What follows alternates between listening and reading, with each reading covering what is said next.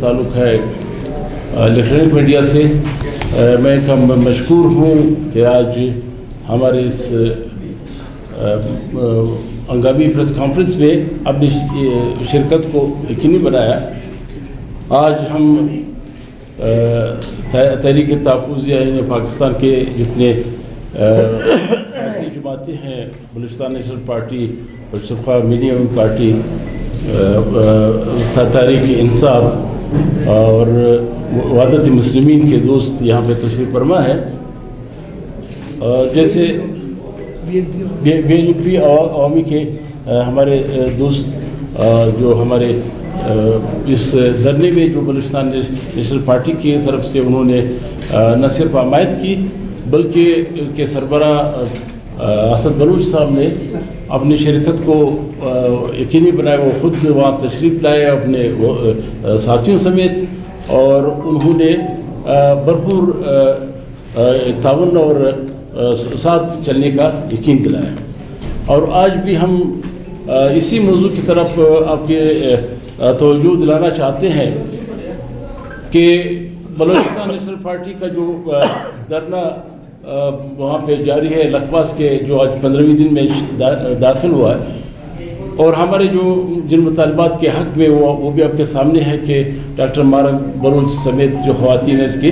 رہائی کے لیے پرامن کے یہ ایشو چونکہ کورٹ میں بھی سب جوڈس ہے اور وہاں پہ وہ کیس چلا اور ابھی تک فیصلہ اس پہ محفوظ کیا گیا ہے۔ اس کے فیصلے کا بھی انتظار تھا، لیکن آج فیصلہ نہیں آیا۔ ایک غلط نیوز چلائی گئی، لیکن فیصلہ ابھی تک انہوں نے اناؤنس نہیں کیا۔ بلوچستان نیشنل پارٹی سمیت جو ہماری جتنے ساتھی یہاں پہ دوسری پارٹیاں خیال پارٹیاں یہاں پہ تشریف فرما ہے، ہمارے اس جو لانگ مارچ تھا جو 28 تاریخ سے وہاں روانہ ہوا، اس کے بعد جس طرح راستہ روکا گیا 6 تاریخ کو پھر جو ہے ہمیں اعلان کیا گیا تھا پارٹی نے کہ ہم کوئٹے کی طرح روانہ ہوں گے۔ فورسز کے تاشا فورسز ڈال کے آج تک وہ دھرنا ایک معاشرے میں ہے۔ اس دوران پرامن احتجاج ہوا، ورڈ میں بھی احتجاج ہوا، پرامن اس کو راستہ انہوں نے احتجاجاً بند کیا ہوا تھا۔ کراچی یہ سڑک جو تھی، ایک پرامن ساتھی جس طرح آپ نے دیکھا کہ ورکروں پہ ایف سی نے اور اس کے دوسرے فورسز نے گولیاں چلائی سامنے، اس میں 4 شدید زخمی ہوئے تھے، دیگر بھی زخمی تھے، 4 جو اس کے کراچی شفٹ کیے گئے تھے۔ اس میں ایک عنایت اللہ ولد عبدالمجید لیڈی، اس کا انتقال ہوا، شہید ہوا کل، جس کی پارٹی پرزور مذمت کرتی ہے کہ گورنمنٹ کی اس روش سے کہ جس طرح طاقت کے بلبوتے پہ ہمیشہ ہم نے کہا ہے کہ بلوچستان کا مسئلہ ایک سیاسی مسئلہ ہے اور یہ سیاسی طریقے سے حل ہوگا۔ کسی بھی قوت کو ہم آپ خود سمجھیں کہ اگر اس کو طاقت سے حل کرنے کی کوشش کی گئی، جو 70-74 سالوں میں طاقت کے ذریعے حل نہیں ہوا، یہ مزید خراب ہوگا، یہ حل نہیں ہو سکے گا۔ نفرتیں بڑھیں گی، جس طرح آج نفرتیں انتہا کو پہنچی ہے، اور نوجوان پرامن جمہوری سیاسی اس سے متنفر ہو کے یہ ہم کہتے ہیں کہ یہ اس ملک کے حکمرانوں اسٹیبلشمنٹ کے کرتوتوں کی وجہ سے ہمارے نوجوانوں کو اس راستے پہ ڈالا گیا جو ہمیں نہیں جانا چاہیے تھا، اور یہ سلسلہ اب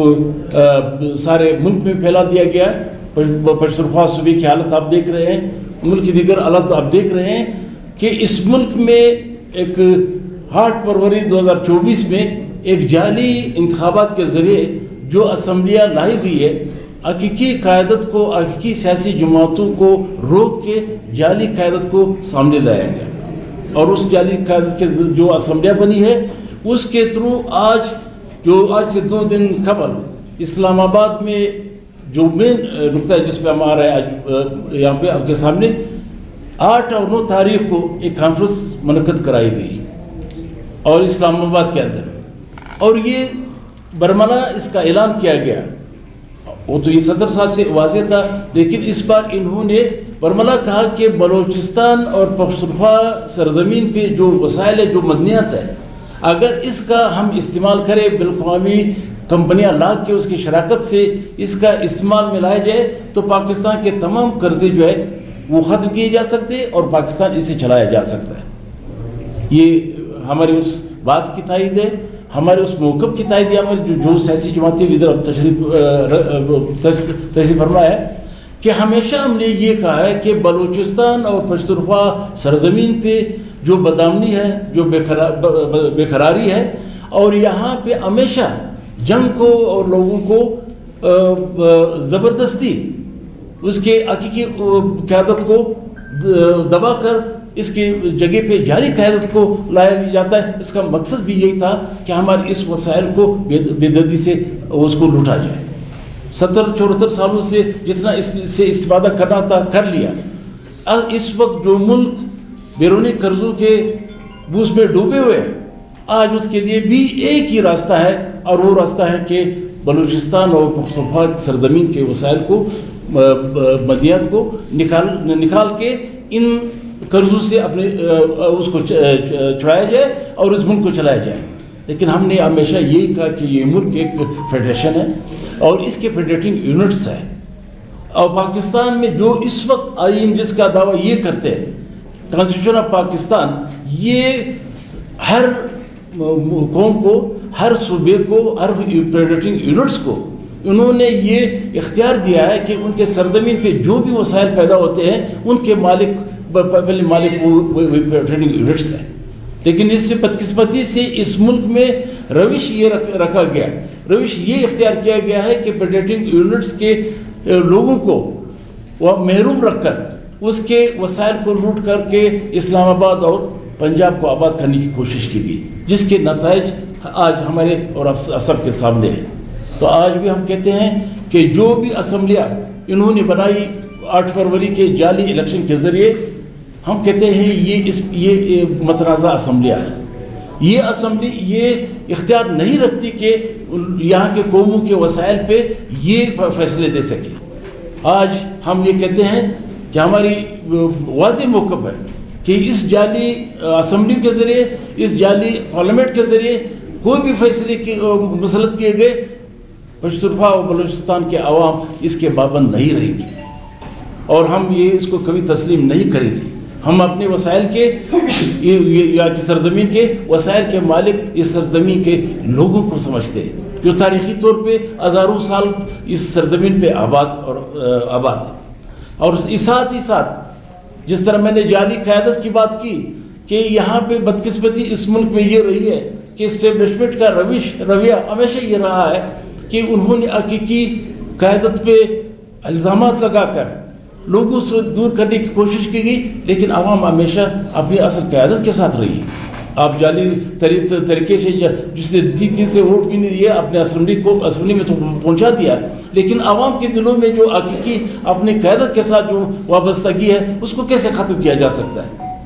کل بھی جس طرح آپ نے دیکھا کہ ایک طرف جو ہماری ایک پرامن مارچ ہے، آج بھی 15 دن سے پارٹی قائد اس دھرنے میں خود تشریف فرمائے اپنے ہزاروں کارکنوں کے ساتھ، اور اس کا راستہ روکے انہوں نے ایک دن بھی یہ کوشش نہیں کی کہ وہ زبردستی کر کے خون ریزی کا یہاں پہ بازار گرم کرے۔ حالانکہ حکمرانوں کی بار بار اشتعال دلانے کے باوجود پارٹی نے یہ کوشش کی کہ اپنے جمہوری اصولوں کے ساتھ چلے، اپنی جمہوری سیاست کے ساتھ چلے۔ آج کل بھی آپ نے دیکھا کہ ایک ڈمی قیادت کو یہ جس طرح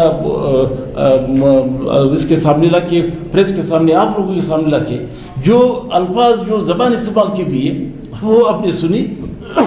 ہم کسی کو برا بلا نہیں کہتے، ہماری سیاست، سردار عطا اللہ خان کی سیاست، بادشاہ خان کی سیاست، خانشی سیاست ہمیں یہ درس نہیں دیتا کہ ہم کسی کو گالی دیں، لیکن عوام اس کے کردار سے واقف ہے۔ بلوچستان کے عوام کا حافظہ اتنا کمزور نہیں ہے کہ 70s میں بلوچستان کے عوام کے خلاف اسی سیاسی جماعت کے حکومت میں جو کچھ کیا، جو ہزاروں لوگوں کو شہید کیا گیا، بے گھر کیا گیا، وہ سب کے سامنے ہے۔ ہم سمجھتے ہیں کہ جس ڈڑبی لوگوں کو کل کھڑا کر کے گالیاں دلوائی گئی، ہم اس کا جواب دینے کو اپنے وہ نہیں سمجھتے، لیکن عوام جانتے ہیں کہ اس کی حقیقت کیا ہے۔ جتنے بھی لوگ کھڑے تھے، کس نے اس کو آگے کیا؟ ایک ہیڈ ماسٹر نے کہا ہوگا کہ جا کے اپنے تنخواہ اعلان کرے اور اس کو پریس کے سامنے لایا گیا، جس کی ہم پارٹی جو ہے پرزور مذمت کرتی ہے۔ اور میں ساتھ ہی ساتھ جس طرح میں نے حقیقی قیادت کی بات کی کہ اس ملک میں وتیرہ یہ رہا ہے کہ ہمیشہ انہوں نے ڈمی قیادت کو، یہاں کے چوروں کو، ڈاکوں کو، جو انتہائی کرپٹ عناصر کو ہمیشہ مسند اقتدار پہ بٹھایا گیا، جیسے آج ہمارے آپ کے سامنے ہے۔ یعنی ایک طرف جو پارٹیاں یہ ہم نے ہمیشہ یہ برملا اظہار کیا اس کا کہ اس ملک کی سب سے بڑی پارٹی آج بھی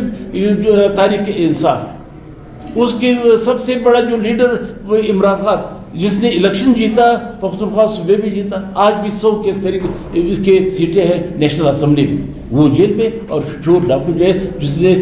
10-10 سیٹیں نہیں جیتی وہ برسر اقتدار ہے۔